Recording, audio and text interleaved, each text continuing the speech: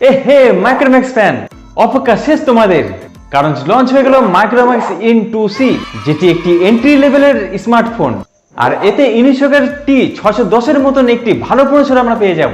আর যার base variant 3GB 32GB আমরা পেয়ে যাব মাত্র 7,500 টাকার মধ্যে। তবে হ্যাঁ, এটাতে কিছু শর্ত আছে, আর তাই আমি বলছি এগুলোর ফাঁদে একদম পড়বে না। আর আমি এগুলো কেন বলছি সেটা জন্য এই ভিডিওটি সম্পূর্ণ তোমাদেরকে দেখতে হবে, কারণ এই ভিডিওতে মাইক্রোম্যাক্স ইন 2C আমি সম্পূর্ণ রিভিউ করব। তারপর এটা জানার চেষ্টা করব এই দামের মধ্যে এই ফোনটি আমাদের ভ্যালু ফর মানি কিনা, নাকি এই দামের মধ্যে মার্কেটে আমরা অন্য কোনো ভালো ফোন পেয়ে যাব। তো বন্ধুরা, তোমরা ছিল টেকটিক্স বাংলা, আমি দীপঙ্কর, আর সমালোচনা করে আজকে ভিডিওটি শুরু করছি। তো প্রথমে মাইক্রোম্যাক্স ইন 2C ফোনটির আমি প্রাইস তোমাদের কাছে ক্লিয়ার করে দিচ্ছি। এই ফোনটির বেস ভেরিয়েন্ট 3GB 32GB বের হয়েছে, যার দাম রাখা হয়েছে 8,499 টাকা। আর বিশেষ ব্যাংকের ক্রেডিট কার্ডের মাধ্যমে এখানে আমরা 1,000 টাকা ডিসকাউন্ট পেয়ে যাব, অর্থাৎ তখন দাম হবে 7,499 টাকা। তার মানে আমরা ধরেই নিচ্ছি এই বিশেষ অফারটি অনেকে পাবে না, অর্থাৎ ফোনটি আমাদের 8,499 টাকাতেই কিনতে হবে। ये बड़ी अच्छी बात कही आप। অর্থাৎ 8,499 টাকার মধ্যে এই ফোনটি ভ্যালু ফর মানি কিনা সেটাই আমাদের বিচার করতে হবে। তো এখন এই ফোনটির লুকস এবং বিল্ড কোয়ালিটি দেখে নিচ্ছি। আর লুকসের দিক থেকে ফোনটি ঠিকঠাকই আছে। মাইক্রোম্যাক্সের ফোন যে ধরনের হয় ঠিক সেরকমই আমরা দেখতে পাচ্ছি। প্লাস্টিক বডি এবং প্লাস্টিক ব্যাগ এখানে আমরা পেয়ে যাচ্ছি। ফ্রন্টের ডিসপ্লেতে আমরা ভি-নচ গ্লাস দেখতে পাচ্ছি। পেছনে এক সাইডে ক্যামেরা মডিউলটি দেখা যাচ্ছে এবং তার নিচে এলইডি ফ্ল্যাশ লাইটটি দেখতে পাচ্ছি, এবং ব্যাকের নিচ সাইডে আমরা ব্র্যান্ডিংটি দেখতে পাচ্ছি। আর তার ঠিক পাশে দেখা যাচ্ছে একটি লাউড স্পিকার, অর্থাৎ ফোনে ব্যাকে লাউড স্পিকারটি দেওয়া হয়েছে। এর ফলে এখানে ফোনটিকে টেবিলে রাখার সময় বা হাতে নেওয়ার সময় অনেক সময় সাউন্ড কিন্তু আমরা কম পাবো। লাউড স্পিকারটি কমসে কম ফোনের নিচের দিকে বা উপর সাইডে থাকলে বেশি ভালো হবে। আর এই ফোনটির উপর সাইডে কোনো কিছু রাখা হয়নি, তবে নিচ সাইডে 3.5mm অডিও জ্যাকটি দেখতে পারি, এবং তার পাশে মাইকটি দেখতে পাচ্ছি, এবং ঠিক তার পাশে ইউএসবি টাইপ সি পোর্ট আমরা দেখতে পাচ্ছি। অর্থাৎ এখানে ইউএসবি টাইপ সি ইউজ করা হয়েছে, যেটি এই দামের মধ্যে ভালো প্রশংসার যোগ্য। আর ফোনটির লেফট সাইডে আমরা সিম ট্রেটি দেখতে পারি, যেখানে ডুয়েল সিম ইউজ করতে পারবো এবং তার সাথে এক্সট্রা মেমোরি কার্ড ইউজ করতে পারবো। তো এটি কিন্তু খুব ভালো দিক এই ফোনটিতে। আর ফোনের ডান দিকে আমরা ভলিউম আপ ডাউন বাটনটি পেয়ে যাচ্ছি, আর তার ঠিক নিচে মোবাইল অফ অন বাটনটি পেয়ে যাচ্ছি। এখানে কোনো ফিঙ্গারপ্রিন্ট আলো সেন্সার ইউজ করা হয়নি, অর্থাৎ এই দামের মধ্যে মাইক্রোম্যাক্সের নাম ছিল তারা ফিঙ্গারপ্রিন্ট আলো সেন্সারটি দিত, কিন্তু এখানে তারা সম্পূর্ণভাবে এটিকে ভ্যানিশ করে দিয়েছে, প্রাইস কাটিং করেছে।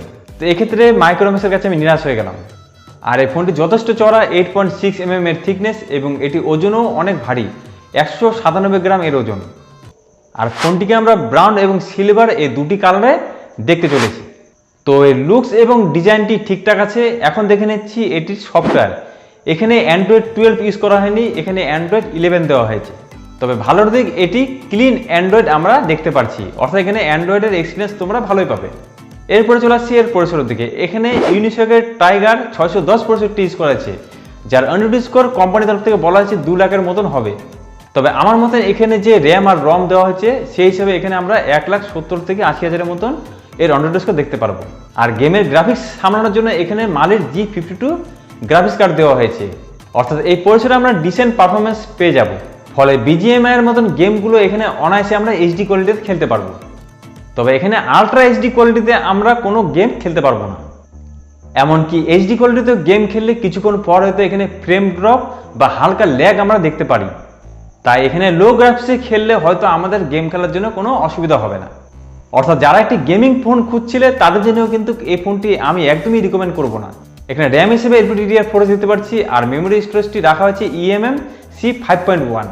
এবার দেখেন এই ফোনের ডিসপ্লেতে কি দেওয়া হয়েছে। এখানে 6.52 ইঞ্চির একটি HD+ ডিসপ্লে ইউজ করা হয়েছে। এখানে ফুল HD আমরা পাচ্ছি না, তবে ডিসপ্লেটি IPS কোয়ালিটির আমরা দেখতে পারি, এবং স্বাভাবিকভাবে এখানে পাঞ্চ হোল আমরা দেখতে পাচ্ছি না, এখানে ভি-নচের ডিসপ্লে আমরা দেখতে পারি।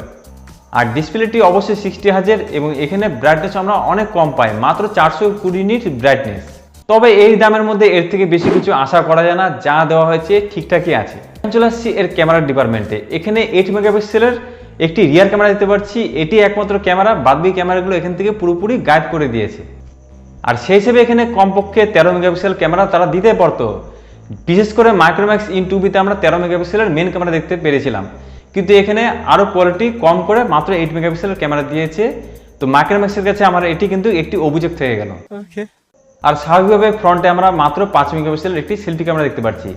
তবে সেলফি ক্যামেরা পারফরমেন্স আমরা ঠিকঠাকই দেখতে পারবো। এবার চলে আসি এর ব্যাটারিতে। এখানে 5000 mAh একটি ব্যাটারি দেখতে পারবো, যা এই ফোনের হিসাবে ঠিকঠাক আছে। ব্যাটারিটি তোমাদের পুরোপুরি একদিন অনায়াসে চলে যাবে, যেহেতু এখানে আমরা ডিসপ্লেটি পাচ্ছি হাফ এইচডি। তবে এই ব্যাটারিটিকে চার্জ করার জন্য মাত্র 10 ওয়াটের একটি আমরা চার্জার বক্সে পেয়ে যাব। কমপক্ষে এখানে 15 ওয়াট বা 18 ওয়াটের একটি চার্জার তারা দিতে পারতো। তো আজকাল স্যামসাং তো চার্জার দেওয়াই বন্ধ করে দিয়েছে, সেই হিসেবে মাইক্রোম্যাক্স যে চার্জার দিয়েছে এটাই কিন্তু অনেক বেশি।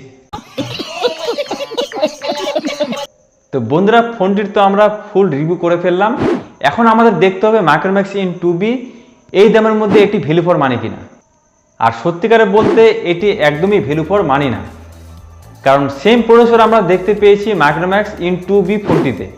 আর সেই ফোনটির 4GB 64GB দাম রাখা হয়েছে 8499 টাকা। অর্থাৎ সেম দামে আমরা সেখানে একই প্রসেসর পেয়ে যাব এবং র্যাম আর রমের কোয়ালিটিও আমরা সেখানে বেশি দেখতে পাচ্ছি। এমনকি মাইক্রোম্যাক্স ইন 2B-তে ক্যামেরাও ভালো কোয়ালিটি দেখতে পাচ্ছি। অর্থাৎ আমরা সেম দামে কেন মাইক্রোম্যাক্স ইন 2C ফোনটি কিনবো? মাইক্রোম্যাক্সেরই ইন 2B আমরা অবশ্যই কিনতে পারি। আমি বুঝতে পারছি না মাইক্রোম্যাক্স তোমাদের কি হয়েছে। একসময় তোমরা এমন ফোন বের করতে যে ফোনটির দাম অন্যান্য কোম্পানি বিটই করতে পারতো না, আর এখন তো এমন পরিস্থিতি হয়েছে যে তোমরা তোমাদের নিজের ফোনকে বিট করতে পারছো না। তো এই দিকটি কিন্তু মাইক্রোম্যাক্সকে অবশ্যই ভাবতে হবে। আর এই কারণে আমি বলছি তোমরা এই নতুন ফোনের ফাঁদে পড়ো না। মাইক্রোম্যাক্সের পুরনো ফোনটি আমাদের জন্য ভ্যালু ফর মানি ছিল। তবে এই চ্যানেলের নিচে লাল সাবস্ক্রাইব বাটনের ফাঁদে তোমরা পড়তে পারো এবং সেটি দেখলে এখনই ক্লিক করে সাদা করে রাখো, আর বেল আইকনটি অবশ্যই তোমরা ক্লিক করে দাও, যাতে চ্যানেলের এই ধরনের ভিডিও আসলে তুমি সবার আগে নোটিফিকেশন পেয়ে যাও। তো আজকের ভিডিওটি তোমাদের কেমন লাগলো বন্ধুরা অবশ্যই কমেন্ট করে জানাতে পারো।